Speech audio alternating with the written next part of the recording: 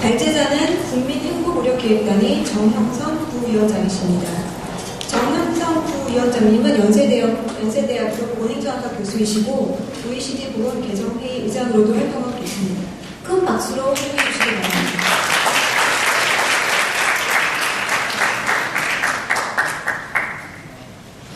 예, 방금 소개받은 정형선입니다.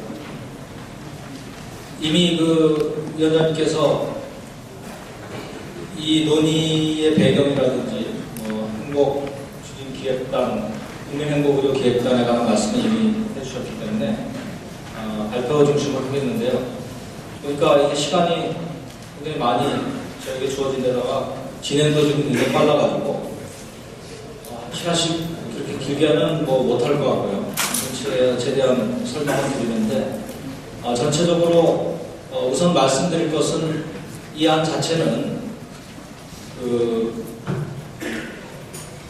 국민행복기획단에서 지난 몇 달간 논의했던 내용을 집약해서 보고드리는 것이다. 개인적인 차원의 것이 아니고 전체 기획단의 방안으로서 의견을 묻는 것이다. 그리고 오늘의 이 토론을 통해서 여러 가지 의견을 듣고 또 새로운 안이 마련될 수 있는 그런 상태임을 미리 말씀을 드리겠습니다.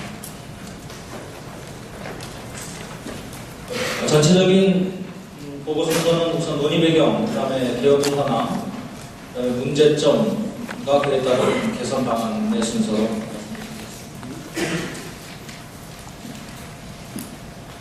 이 슬라이드를 바꾸기로 했는데 첫 페이지만 바꾸기로 했는데 이게 바뀌지 않았는데 말이 좀 이상합니다만 안 바뀌어서 2006년 이후 건강보험 보장성 강화를 위한 여러 가지 노력이 계속돼 왔었던 것은 많이 아시겠죠. 참여정부 때 보장성 강화 대책이 구체적인 정책 아젠다로 오른 뒤에 정권을 초월해서 보장성 강화라고 하는 것은 이미 우리 건강보험 정책, 크게는 의료정책 전반에 있어서 최선의 파도가 되어 있다. 오늘의 논의도 그런 차원과 맥을 같이 한다는 말씀을 드리겠습니다. 그러나 이런 지난 수년간의 노력에도 불구하고 전체 국민이 부담하는 의료비, 현장에서 부담하는 의료비가 전체 의료비에서 차지하는 비율을 지칭하는 보장률이라고 하는 것은 그렇게 크게 높아지지 않았다. 그래서 환자의 부담은 상당한 수준으로 계속 남아있다 하는 것인데요. 그래서 밑에 보시다시피 건강보험공단에서 공식적으로 발표하는 보장률 지표를 보면 특히 이제 오늘 논의와 관련된 이번만을 집어서 보면은 초창기에 보장성 확대 정책이 공식적으로 아젠다화된 초기에도 한 65%, 4%였는데 그것이 그동안에 많은 재정이 투입됐음에도 불구하고 아직껏 63% 오히려 더 줄어드는 식으로 나타나게 됩니다. 그러나 그러한 것은 많은 보험 재정이 투입됐다는 사실을 비춰볼 때 결국은 분모에 해당하는 두 가지 의료비를 구성하는 것은 공단이 부담하는 것도 있고 환자가 의료를 이용할 때 매칭해서 부담하는 소위 말하는 법정 본인 부담이라는 것이 있고 또 법정 본인 부담은 아닌데 급여가 되지 않아가지고 아예 전액을 본인 부담하는 소위 말하는 비급여 법정 외 본인 부담이 있는데요. 전체 중에서 비급여 본인 부담의 비중이 13%에서부터 17%까지 올라갔습니다. 바로 이 부분이 분모를 크게 만들었고 진짜 전체 의료비 수준을 크게 만들었고 따라서 분자에 해당하는 보험자 부담분이 늘었음에도 불구하고 즉 보장성 강화 대책이 계속적으로 추진되었음에도 불구하고 지표 잔치는 낮아집니다. 또 지표가 낮아졌다는 사실이 문제가 아니라 그 지표가 낮아졌다는 사실은 여기서 합의에 해당하는 30.7%에 해당하는 의료비 전체에서 차지하는 돈을 결국은 환자가 현장에서 부담한다. 현장에서 부담한다라고 하는 것은 어차피 의료비의 규모 전체에서 현장에서 부담하는 돈이 크다라고 하는 것은 결국은 사전적으로 모아놓은 보험료나 세금에 의해서 나가는 돈보다는 환자의 부담이 크고 소득계층에 따른 배분이 이루어지지 않는 돈이기 때문에 그만큼 문제성이 크다라는 것이 일반적으로 그럴 구매 현상, 그 비구역 운임 부담의 증가 자체는 국민의 부담 측면에서 볼 때는 큰 문제다 하는 인식이 배경에 있게 되어 있습니다. 그 오른쪽의 그림은 원래 보통 우리가 3대 비급여라고 아까 말씀을 하셨는데 3대 비급여라고 하면은 간병비를 포함해가지고 선택진료비, 병실, 상급병실로 이 세 가지를 말하는데 여기서는 지금 나와 있지 않은 이유는 공단에서 조사하던 의료비 자체는 간병비가 포함되어 있지 않기 때문에 아마 빠져 있습니다. 그러나 지금 현재 이슈 중에 3대 비급여 중에서 오늘은 한 축을 구성하고 있는 병실 차이와 관련한 얘기를 주로 말씀을 드리겠습니다. 전체 기획단 자체에서는 선택진료비의 문제도 동시에 다루고 있고 나머지 간병비에 관한 것은 지금 시범 사업을 통해서 장기적으로 해결하는 것으로 이렇게 하고 있습니다. 바로 이 표가 지난번 앞에 걸 개최했어야 되는데 아마 제가 많은 발표를 하는 편이지만 제가 직접 만들지 않은 슬라이드로 발표를 하는 경우는 오늘 생각해보니까 처음인 것 같아요. 이건 아마 기획단 전체의 것이다 보니까 그런 실수가 있었던 것 같습니다. 아무튼 같은 얘기가 반복되는 것이고요. 그래서 이제 그동안에 기획단에서 4월 2일날 발족이 돼서 논의된 것을 말씀을 드리면 기획단 자체는 시민 환자단체, 의료계 전문가 등으로 16명으로 구성이 되어 있고 그동안 11차례에 걸쳐서 기획단 회의, 소위원회, 전문가회의 등이 계속되었습니다. 그리고 그와 동시에 이러한 논의의 어떤 에비던스를 제공하는 차원에서 그리고 현장의 실제 모습을 확인하는 차원에서 실태조사가 이루어졌는데요. 공단과 고려대학교에서 공동으로 실시했는데 대상 요양기관은 일반 병원급 이상 중 상급병실을 운영하는 기관 그리고 내용은 병상수, 상급병실 차액, 액수, 그리고 상급병실의 규모였습니다. 환자 조사는 병원급 이상 입원 환자 및 보호자 한 10,000 명에 대해서 실시됐고요. 예를 들어서 이 제도에 대한 인식, 이용 행태, 이용 동기, 만족도 등이 이루어졌습니다. 그리고 전문가라든지 의료 공급자라든지 주요 스테이크홀더들을 대상으로 해서 심층 면접이 이루어졌습니다. 그래서 제도의 문제점, 정책 대한 단계적 접근 전략 등에 대해서 토론을 하면서 여러 가지 문제점과 대안을 도출을 하는 절차를 해왔습니다. 상급병실료라고 하는 제도에 대해서 한번 이해를 돕기 위해서 확인을 해보겠습니다. 많이들 아시겠지만 일반 병상이라는 것이 있고 상급병상이 있습니다. 상급병상이 있는데 흔히 말하는 기준병상이라고 하는 것은 법상의 용어는 아니고요. 법상에는 우리가 일반 병상이라는 용어를 쓰는데 일반 병상이라는 것은 건강보험이 적용되는 기본 입원료라고 하는 것.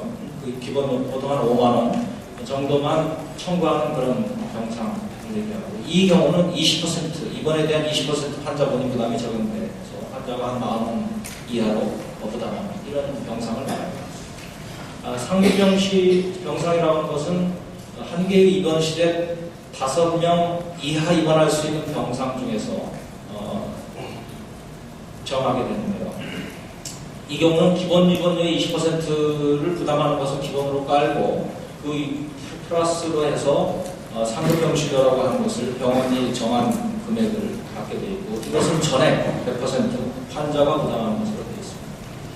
이러한 상급병실료를 받을 수 있는 요건이 있는 거예요. 다 받는 것은 아니고 우선 총병상이 10병상 이하인 의용급에 해당하는 경우는 받을 수 있고요. 그러니까 총병상이 10병상을 초과하는 의료기관의 경우는 우선 의원급과 병원급에 대해서는 일반 병상이 50%를 넘어야만 받을 수 있습니다.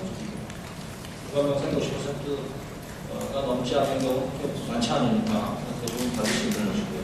그 다음에 종합병원 및 상급종합병원의 경우는 일반 병상을 70% 이상 확보한 경우로 지금 규정이 되어 있습니다.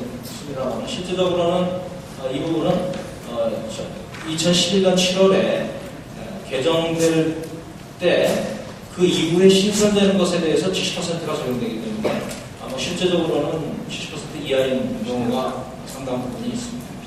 아무튼 일반 병상이 기본적으로 50% 이상인 경우가 상급병실료를 받을 수 있다.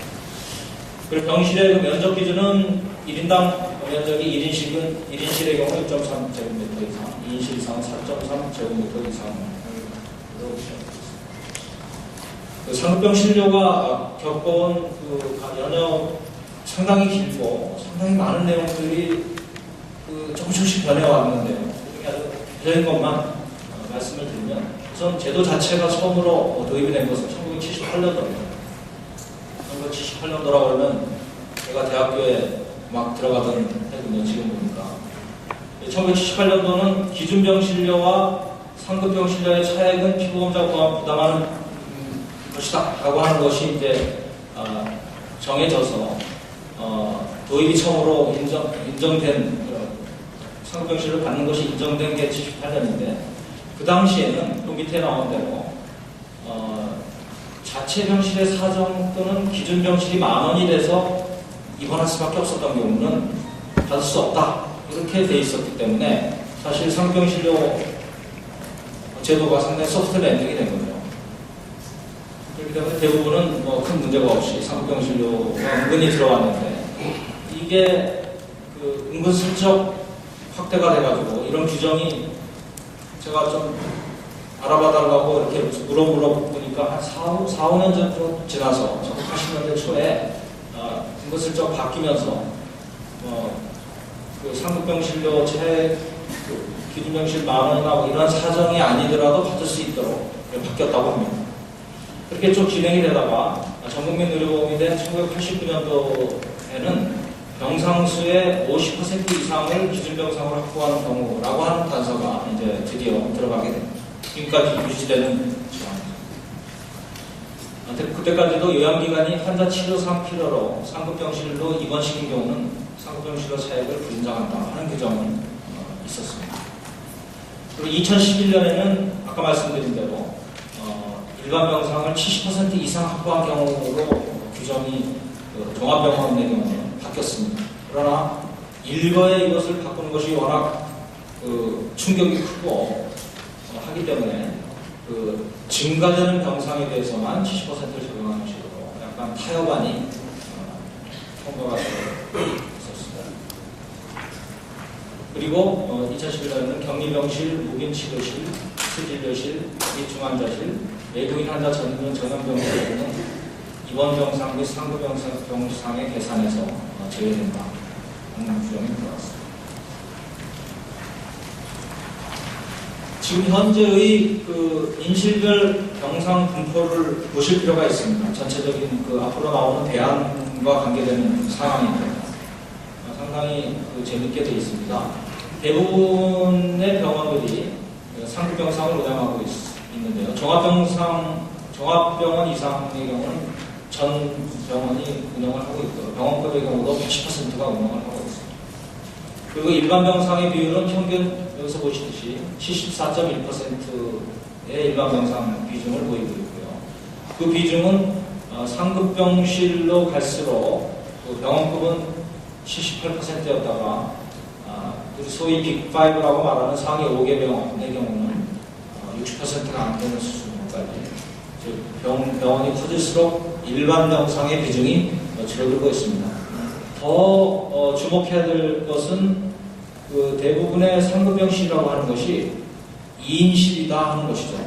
아까 말한 일반 병상의 일반적인 기준이 6인실인데 6인실에서부터 상급병상으로 넘어오는 순간 상당히 많은 병원들이 병상으로 5인실, 4인실을 놓지 않고 2인실로 운영하고 있다는 사실입니다. 특히 빅5에 해당하는 병원들의 경우는 거의 40% 상당히 많은 부분이 2인실 병상이다 하는 것입니다. 이 특징을 주목해 주시고 다음 내용을 보시기 바랍니다. 그리고 또 하나의 특징은 소규모 인실로 갈수록 그리고 상위병으로 갈수록 병실 간의 상급병실의 가격 차이가 크게 난다 하는데요. 이 그림은 조금 약간 오해가 있게 좀 그려져 있는 건데 이게 마이너스가 아니고요. 6인실의 경우는 병원급에 따라서 전체 의료비 수준이 이렇게 큰 차이를 보이고 있습니다. 이 빅5 51,000원이지만 그 병원급의 경우는 28,000원. 이 큰 차이를 보이는 것은 간호등급제 등등의 것을 이유로 해서 그런데 이게 이제 소위 말하는 기준 병실료가 되는 거죠. 기준 수가가 되는 것이고 상급병 이 부분은 다른 게 아니라 그냥 상급병실료의 평균을 보여주는 그런 기입니다. 그러니까 1인실의 경우는 아주 큰 병원의 경우는 평균 32만 원의 상급병실료를 받는 거죠.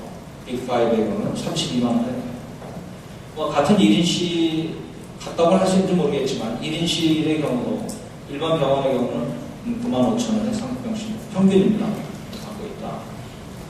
즉 같은 1인실이라고 하더라도 병원의 규모나에 따라서 대단한 편차가 있다. 그리고 5인실, 4인실, 3인실, 2인실, 1인실 간에도 편차가 있다. 물론 병실의 규모가 다르면 편차가 있는 것은 인정할 만한 부분입니다만 같은 1인실에도 병원에 따라서도 편차가 있다 하는 거죠. 이번에 조사된 바에 의하면 병원급 이상 상급병실의 총 규모는 1조 147억 원으로 추정이 됐습니다. 즉 1조 원이 약간 넘는 그러한 돈이 상급병실료로 환자가 100% 본인 부담 형태로 지불되는 겁니다. 지금 보신 것은 현황이고요. 이 현황과 관련해서 문제점이 뭔가 이것을 논의된 문제점을 정리를 해보았는데요. 우선 첫째는 원치 않는 상급병실을 이용하게 된다는 점입니다. 세 가지 문제점이 적시됐습니다만 그중에 가장 큰 문제는 환자가 상급병실에 가고 싶어서 간 게 아니고 어쩔 수 없이 가는 경우가 굉장히 많다 하는 문제점입니다. 그래서 조사된 바에 의하면 상급병실 이용 환자의 60%가 비자발적 상태에서 상급병상을 보냅니다. 그리고 이 비율은 밑에 보시다시피 병원의 경우는 그런 경우들이 비교적 상대적으로 작은데 큰 병원으로 갈수록 원하지 않는데 일반 병상으로 갈 수가 없어서 일반 병상이 꽉 차 있어서 거기를 이용할 수밖에 없는 그런 경우들이 많다 하는 거죠. 바로 이 부분이 이따가 나올 대안들이 두 가지가 제시됩니다만 그 대안들이 주로 해결하려고 하는 목표가 타겟이 됩니다. 여러 가지 문제점 중에서 나오는 두 개의 대안의 차이점은 바로 이 부분에 대해서 주로 다루고 있다. 나중에 다시 말씀드리겠습니다만 전체적으로 오늘 그동안 논의된 상급병실료에 관한 이슈와 그리고 제시되는 대안은 병실과 관련된 수많은 문제들을 다 해결하겠다고 제시된 것은 결코 아니라는 거예요. 즉 병실과 관련한 무수히 많은 문제 그리고 역사적으로 형성되어 온 문제 중에서 특히 이 부분 원치 않는 상급병실 이용에 관해서 주로 다루고 있다는 점을 미리 이해해 주시기 바랍니다. 그리고 이 문제에 대해서도 해결 아니라고 제시한 건 아니고 그나마 개선할 수 있는 방안에 어떤 고육지책 차원의 그런 것이라는 것을 사전에 말씀드리겠습니다.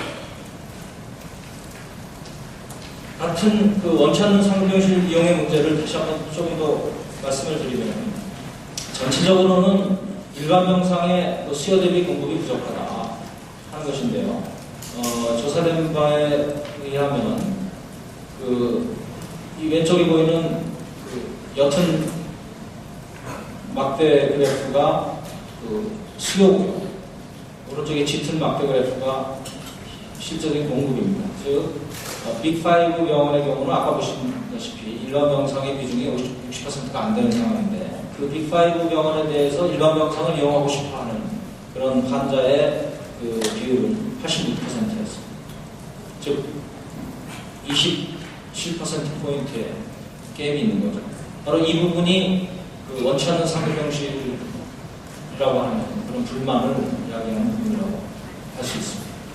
그래서 그러한 그 부분의 비중은 큰 병원으로 갈수록 더 많다는 말씀입니다. 그래서 전체적으로 보면은 8.1% 부족하지만 포인트 부족하지만 큰 병원으로 갈수록 그 부족분은 더 많다. 이와 관련된 또 하나의 문제점은 병상이 비효율적으로 운영된다 하는 건데요. 우선 수도권 대형 병원으로 환자 쏠린 문제는 이미 많이 알고 계시고 이것은 단지 비용의 문제만은 아니겠죠. 그러니까 따라서 오늘 제시되는 그 대안이 이 문제를 근본적으로 다룰 수는 없다. 이 문제는 병실료 이전의 문제다. 하는 말씀을 미리 다시 한번 말씀드리겠습니다. 두 번째로는 장기 입원 환자의 일반 병상 점유율이 높다. 특히 한국의 그 급성기 병상의 비중이 인구천 명당 비중이 OECD 국가의 평균의 2배가 돼서 그리고 10년 사이에 2배나 오르고 엄청난 그런 상황에서 장기 입원 환자들이 특히 상급병원에 일반 병상을 점유하고 있기 때문에 진짜 필요할 수 있는 환자들이 그쪽으로 옮길 수 없는 그런 것이 현재의 상황. 필요성에 따른 이용이라기보다는 상당히 비효율적인 운영이 이루어지고 있다. 특히 장기 입원 환자의 문제 때문에 이건 뭐 병원을 누구를 블레임할 거라기보다는 상당히 지금의 현상이다. 같은 맥락에서 상급병원의 과도한 경증 환자가 상급병원에 가지 않았어도 됐을 그런 경증 환자들이 많이 몰리고 있다. 일반 단순 질병들이 상급 종합병원의 72%를 차지하고 조사가 있습니다. 그 원치 않는 상급병실 이용의 부분은 따라서 그 전체 병원의 문제라기보다는 일부 병원의 문제다. 특히 큰 병원들, 상급병 종합병원 중에서도 대략 15, 17, 이 정도의 병원, 그리고 종합병원 중에서도 일부 전문병원 등 10개 종합병원에서 주로 발생하는 그런 문제다. 종합병원 병원의 경우는 규모가 좀 작은 병원의 경우는 오히려 병상이 과다해서 문제가 되고 병상 가동률이 90%, 84%, 60% 비교적 낮은 편이다 말씀할 수 있습니다. 두 번째 문제점은 상급병실료가 지나치게 높다라고 하는 문제인데요.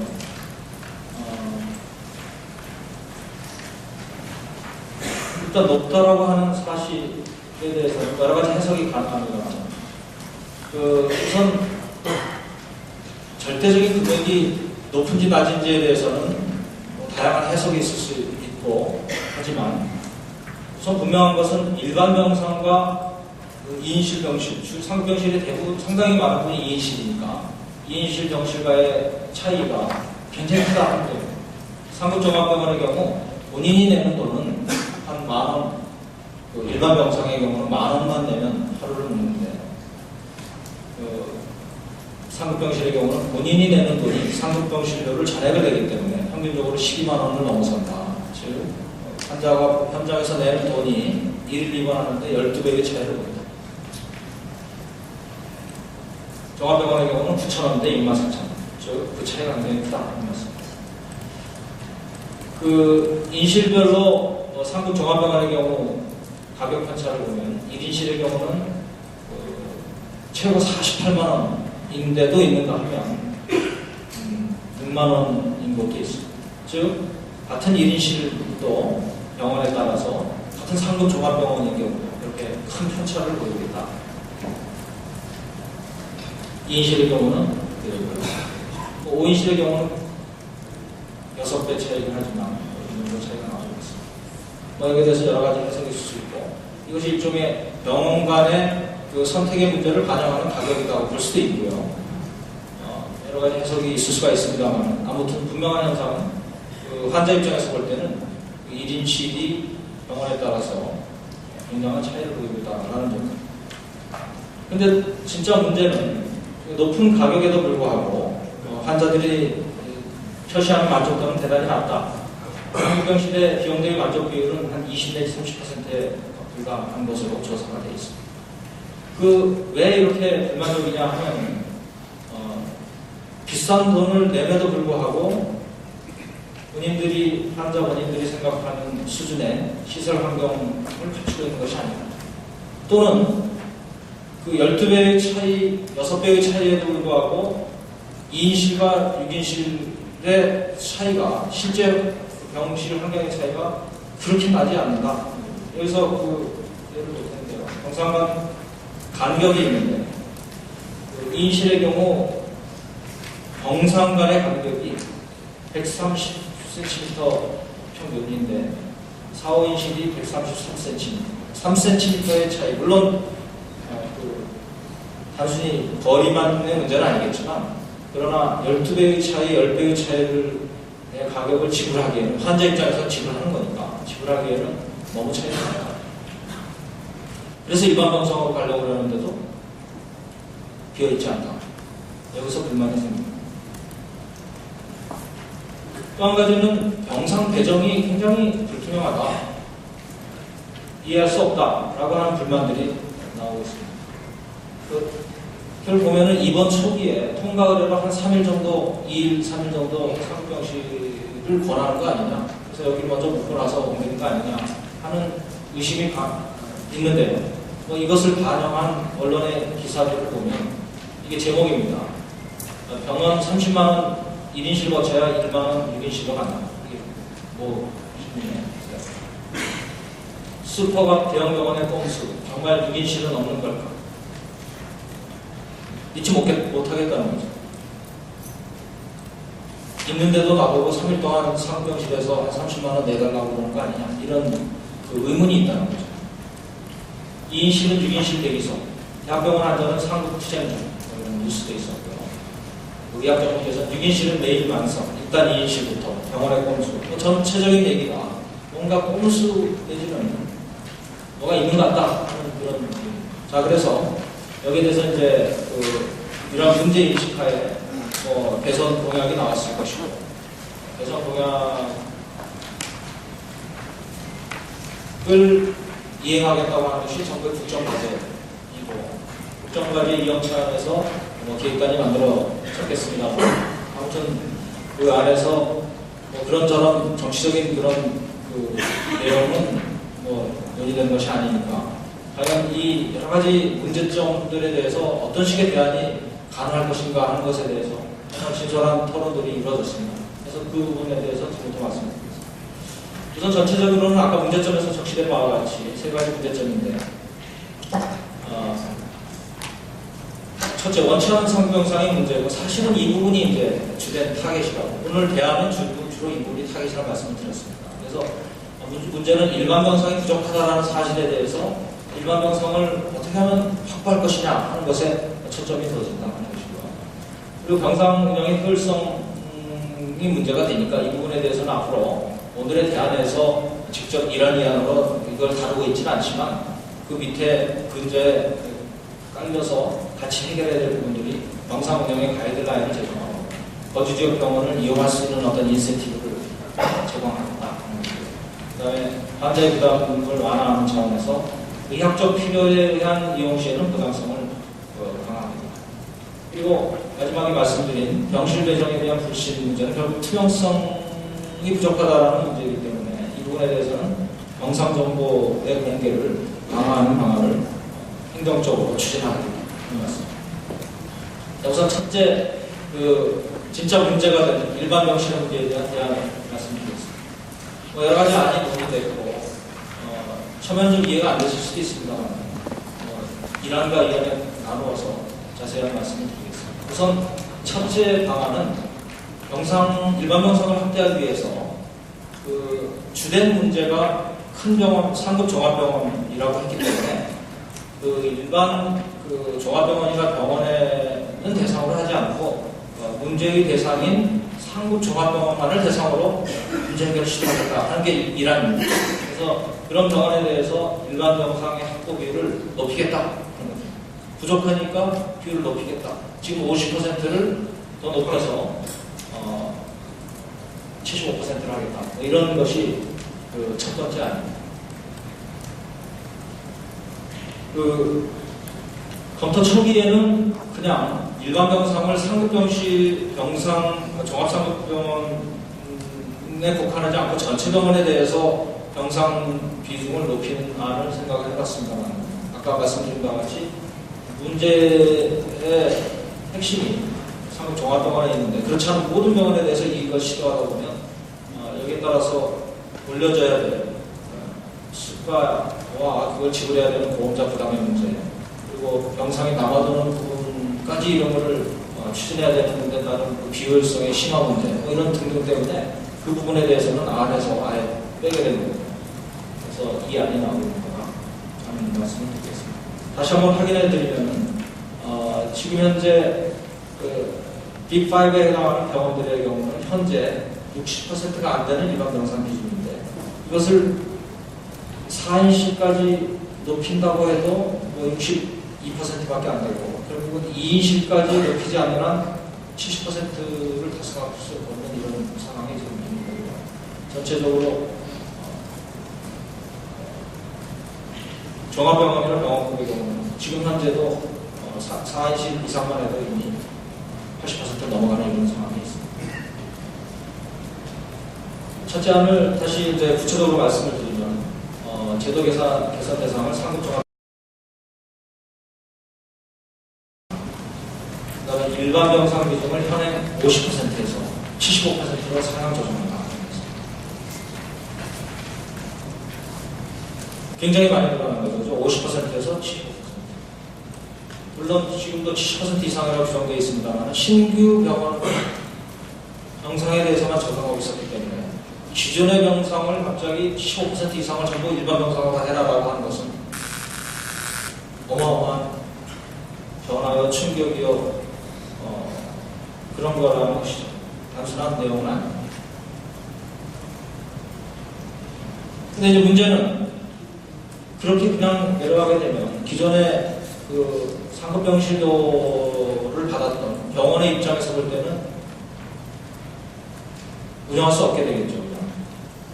수입이 엄청 줄어들게 되니까 환자의 부담은 줄지 못한다.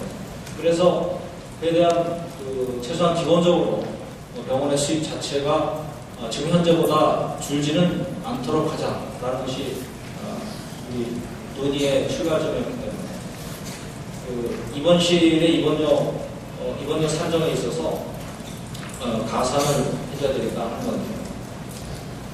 다만 그럼에도 불구하고 임실별 입원료의 차등은 너무 크지 않도록 하자 하는 것이고요.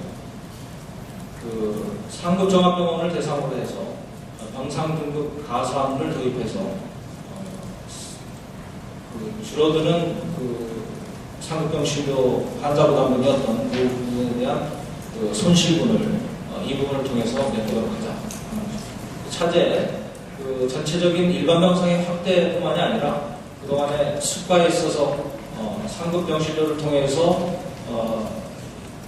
이루어졌던 병실 간의 격차, 병원 간의 격차를 줄여보자. 자, 좀 그림으로 이해를 도와드리면은 나은 것 같습니다. 현재는 상급종합병원의 경우 현행 입원료는 48,000원 정도 되는데요. 거기에 지금 병원에 따라 다릅니다만 그리고 평균적으로 상당히 많은 돈의 그 상급병실료가 추가적으로 부과되어 있습니다. 자, 이 부분을 상급병실료라고 하는 것을 없애면서 일반 병상으로 들어온 경우, 일반 병상으로 없애면서 이 부분을 배분을 해야 되는데 전체적으로 전체 병원에 대해서 상급종합병원에 대해서 전체적인 인실에 병실에 대해서 기본 입원료를 조정하는 것을 깔고 있습니다. 즉 병실료를 올리는 것이죠. 그동안에 수가가 낮다고 하는 얘기들도 감안하는 것이고요.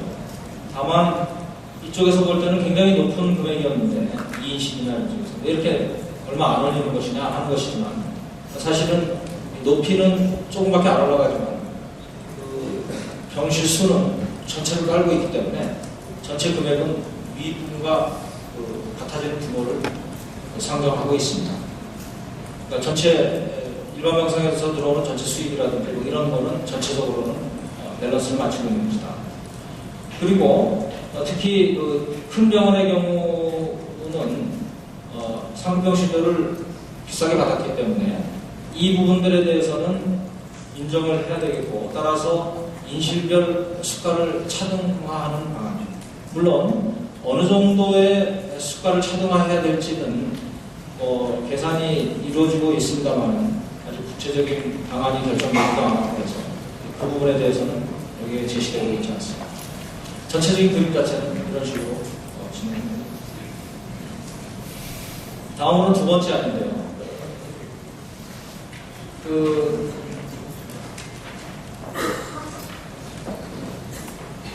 아까 안에서 좀 설명이 문제점이라고 할까 그런 부분들이 좀 나오진 않았습니다만, 이전의 안의 경우는 말씀드렸습니다만 상급 종합병원만을 대상으로 하고 있기 때문에 일반 병원들의 경우, 그러니까 정원과 종합병원들, 상급 종합병원이 아닌 병원들의 경우는 상대적으로 기준 수가가 올라가는 것도 해당이 되지 않고요.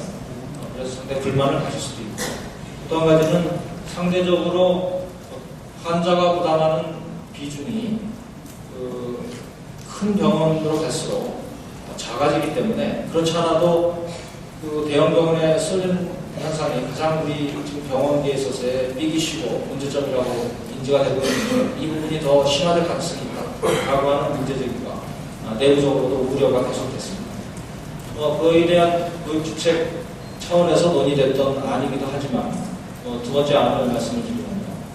그래서 일반 병상을 정별로 4인실에서부터 2인실까지 전체적으로 늘리는 방안입니다.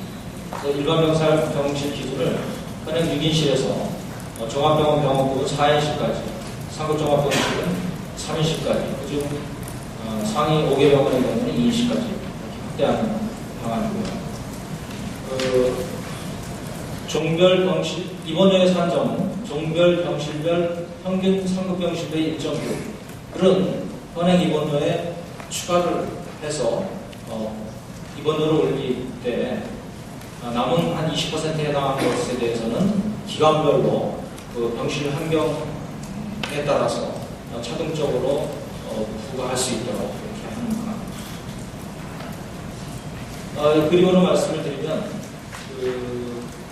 이 경우는 상위 5개 병원의 경우에 예를 든 건데, 왜냐하면 2인실까지 늘어날 수 있는 경우는 빅5 병원의 경우입니다. 6인실, 5인실, 4인실, 3인실, 2인실 모두 일반 병상으로 규정이 가능하게 되죠. 또 일반 병상으로 일부 2인실을 포함을 해야만 80%라고 하는 일반 병상의 기준을 충족시킬 수 있게 되기 때문에 빅5 병원의 경우는 2인실까지도 일반 병상으로 흡수를 해야만 되는 겁니다. 이렇게 됐을 때 전체적으로는 현행 입원료는 한 5만 1천 원 정도 되는데, 아까 말씀드린 대로 작은 병원보다는 간호 등등을 등등해서 좀 높은 가격이 현행 입원료인데, 그래도 이것이 그동안은 낮다고 주장도 했고 실제 낮은 측면도 있기 때문에 그동안에 상급병실료라는 걸 받았으니까, 다만 그 부분이 여러 가지 문제점을 처리한다. 그래서 일반 병실로 하되, 다만 거기에 대해서 추가적인 입원료를 아까 말씀드린 대로 80% 수준에 해당하는 것을 설정을 하고, 나머지 20%에 해당하는 부분은 병상 환경을 고려해서 반영을 하는 것으로 하고 있습니다. 물론 여기에는 이제 전체 입원료를 설정하는 기준에 대해서 제시를 하고 있기 때문에 이 중에 본인 부담이 얼마나 되느냐 하는 것은 나와 있지는 않습니다만, 그 부분은 다시 한번 정리해서 말씀을 드리겠습니다. 전체적으로 이란과 이안을 구분을 했을 때 이란과 이안 동이 적용되는 부분들이 있는데요. 변화가 있는 부분들이 있는데, 우선 본인 부담률이라고 하는 것을 차등화하다 하는 겁니다. 그래서 새로운 입원료에 대해서 본인 부담률은 인실별로 차등화할 수 있다. 다만 이 몇 퍼센트로 하느냐 하는 것은 향후 여러 가지 상황을 봐서 판단을 합니다만, 차등화한다는 점에 대해서는 어느 정도 양만 모두 그런 방식을 취하고, 이번 부담을 예시를 들면 5인실까지는 지금과 마찬가지로 20% 본인 부담을 하고 3, 4인실의 경우는 30%, 그 다음에 2인실의 경우는 40%라고 하는 겁니다. 그럼에도 불구하고 환자 입장에서는 과거 상급병실을 100% 냈던 거에 비해서는 본인 부담이 현격하게 줄어들게 되겠죠.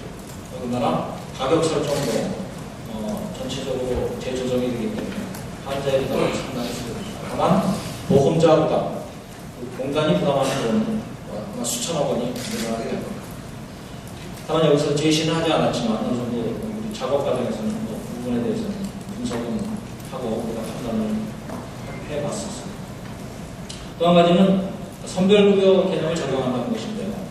기억하시겠지만 지난 6월 26일 그 4대 중증질환에 대해서 정부가 발표하면서 필수성이 강한 의료에 대해서는 지금과 같이 20%, 30 내지 60% 입원 외에 본인 부담을 적용을 하지만 필수성이 떨어져서 지금껏 비급여 본인 부담을 해서 100% 본인이 냈던 것 중에서도 어느 정도 보장할 필요가 있다고 생각되는 것은 급여권 안에 끌어들이되 다만 그 비율은 80%, 90%를 본인 부담도 할 수 있다라고 하는 안을 제시했었죠. 바로 그게 이제 선별급여의 개념이고 바로 이 선별급여의 개념 자체는 많은 항목을 급여권 안으로 끌어들일 수 있는 굉장히 탁월한 대안이다. 저는 그렇게 생각을 하고 있습니다. 다만 선별급여의 개념을 적용한다고 하는 것은 그 선별급여의 경우는 그 80%, 90%를 본인이 내는데 그 돈을 만약에 그 본인 부담 상한이라고 하는 200, 300, 400만 원에 적용을 하게 되면 순식간에 그 상한이 차버리죠. 그 다음부터 이용하는 것은 전액 급여가 된다는 얘기이기 때문에 본인의 입장에서 볼 때는 급여화에 있어서 본인 부담 상한제를 액면 그대로 다 적용할 수는 없는 거죠. 선별급여의 의미는 바로 그러한 부분들에 대해서는 당분간은 본인 부담 상한제 적용에서는 아직은 넣지 않습니다. 만약 그걸 적용하게 되면 급여 자체가 어려워지기 때문에 그렇게 하는 건데요. 같은 사고방식을 일반 병상으로 확대되는 2인실, 3인실에 대해서 적용하겠다는 얘기입니다. 선별급여라는 것은 다른 얘기 아니고 본인 부담 상한제 적용해서 이 부분은 예외로 하겠다. 또 한 가지 공통적인 점은 특실이라든지 1인실 급여는 아예 이제 급여를 하지 않는 것으로 합니다. 즉, 우리 NHS 국가로 국가가 전액을 의료비를 부담하는 것을 원칙으로 하는 영국과 같은 나라에서도 프라이빗 베이스로 운영한다든지 해서 특수한 그 급행용 내지는 그러한 부분에 우리가 의료제도에서는 그 유연성을 인정을 하는 부분이 있는데 바로 그 부분들에 대한 개념을 특시가 1인실에서는 기록하겠다.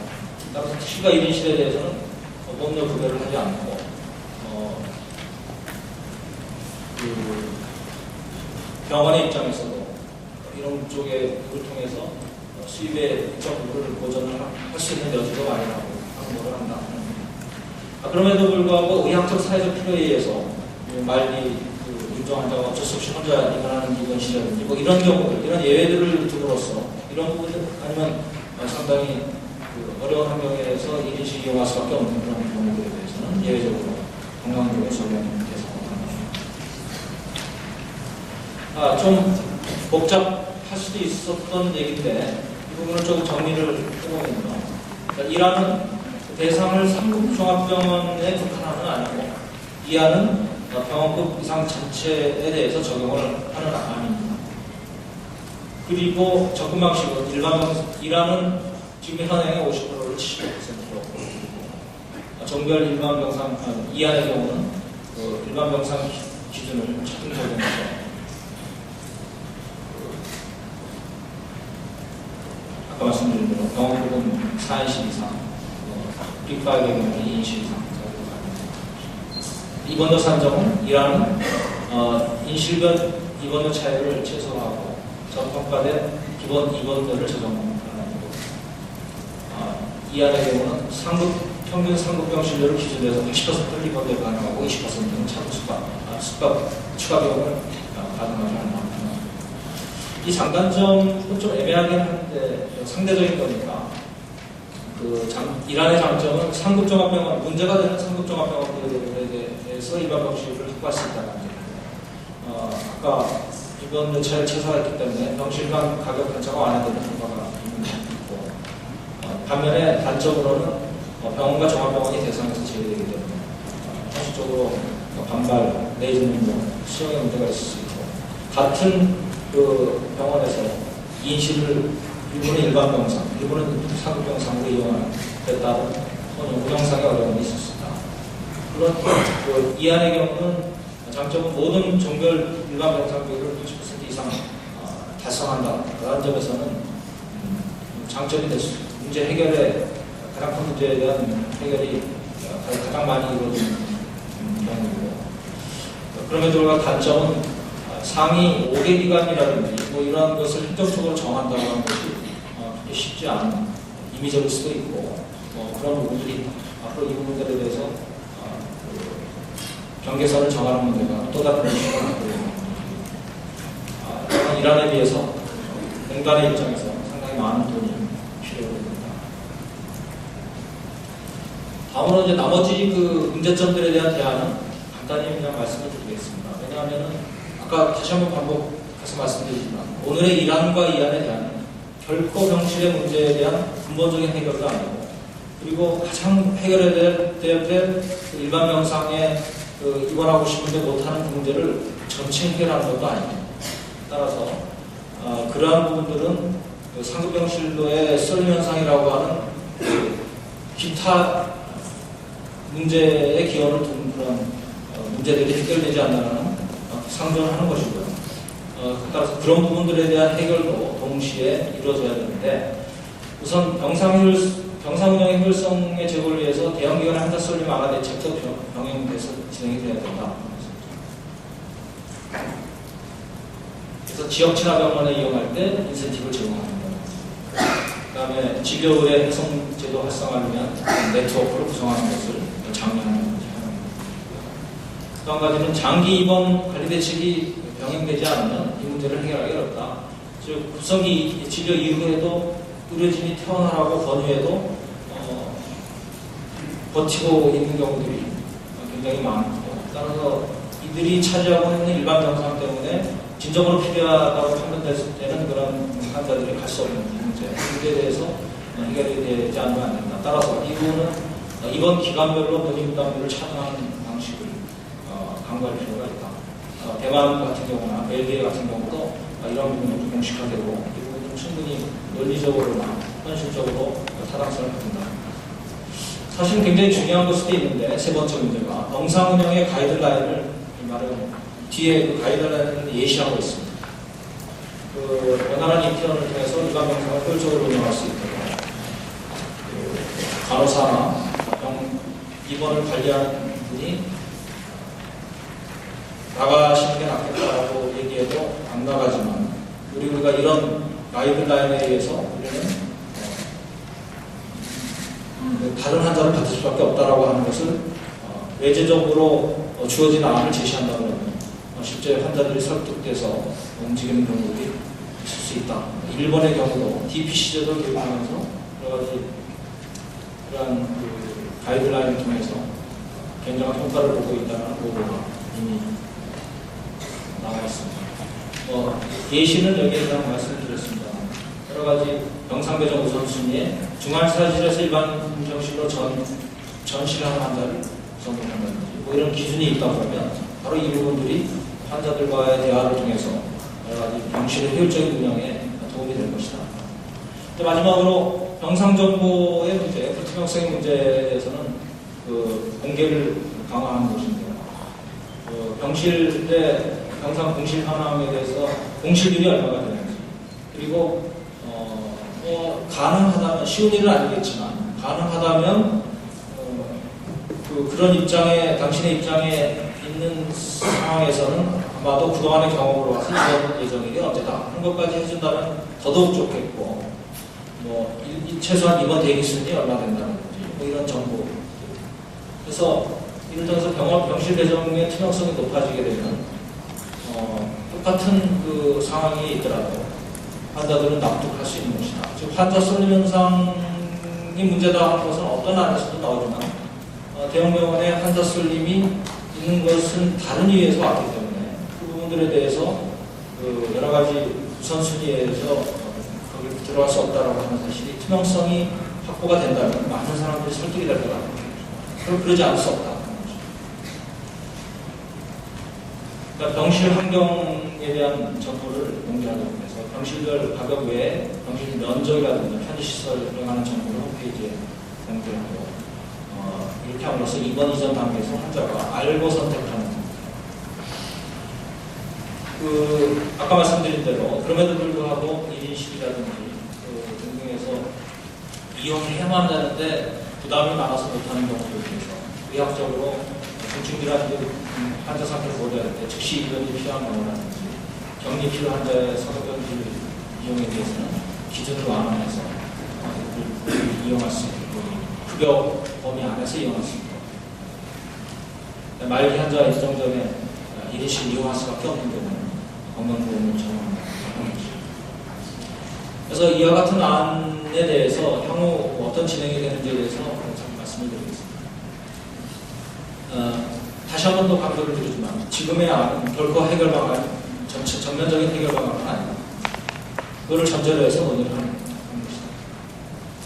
상급병실 문제는 대형 병원의 환자 쏠림이라고 하는 근본적인 문제에서 비롯되는 부분이 있기 때문에 그 부분들이 근본적으로 해결되기 전에는 전체적인 해결을 그런 그 외에도 기타 별도의 추가적으로 검토할 하는 것으로 지금 예정하고 있는 것은 산부인과 같이 진료의 특성이 있는 경우에 대해서 별도의 상황을 고려한 정책이 있을 수 있기 때문에 저소득층에 대한 부담 완화하는 병행해야 한다. 그래서 이 안은 앞으로 여러 오늘이 바로 그런 좋은 자리고 여러 의견을 듣고 또한 의견 수렴의 그 과정을 거쳐서 기획단에서 추가적으로 논의를 해서 가능한 한 단일화를 만들어서 정부 측에 제시를 하고 정부가 바로 이 부분들을 여러 가지 간병제도 선택 치료비며 등등과 병행해서 정책 우선순위를 고려해가지고 안을 만들어서 제도 시행을 해나가는 이런 식으로 전체적으로 진행되겠습니다. 이상입니다.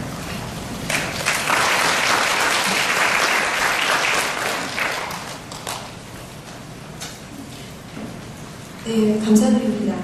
그동안 국민 행복의료기획단에서 논의되었던 상급 병실료의 문제점을 개량적 근거 자료를 활용해서 말씀해 주셨고 다각도의 개선 방안을 말씀해 주셨습니다. 특히 원치 않은 상급 병실의 문제에 초점을 두시고 말씀하신다는 것을 강조해 주셨습니다.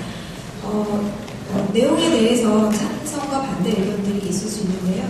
이 내용들에 대해서는 저희가 20분 동안 휴식 시간을 가진 후 패널 토의 시간에 함께 논의를 해보고 플로어에서도 의견을 개진하실 수 있는 기회를 드리도록 하겠습니다. 그럼 지금부터 20분, 3시 20분까지